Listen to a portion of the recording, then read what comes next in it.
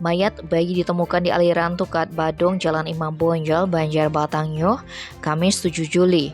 Kasihumas Polresta Denpasar Ibtu Ketut Sukade yang dikonfirmasi menerangkan peristiwa ini pertama kali diketahui oleh petugas PUPR Kota Denpasar bernama Rudi Hartono sekitar pukul 9. Awalnya dia bersama rekannya Marius Mali tengah membersihkan sampah di TKP.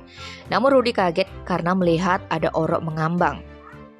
Sontak pria asal Jalan Gatot Subroto, Gang Turi Barat itu memberitahu Marius untuk bersama-sama mengevakuasi orok tersebut yang bergegas lapor ke pihak berwajib. Hasil pemeriksaan sementara Polsek Denpasar Barat dan tim identifikasi Polresta Denpasar diketahui orok berjenis kelamin laki-laki itu dilahirkan prematur dengan usia kandungan 6 bulan. Diperkirakan orok itu dibuang 2 hari sebelum ditemukan. Saat ini polisi masih mengumpulkan keterangan saksi-saksi dan mencari rekaman CCTV guna menyelidiki pelaku pembuang orok tersebut.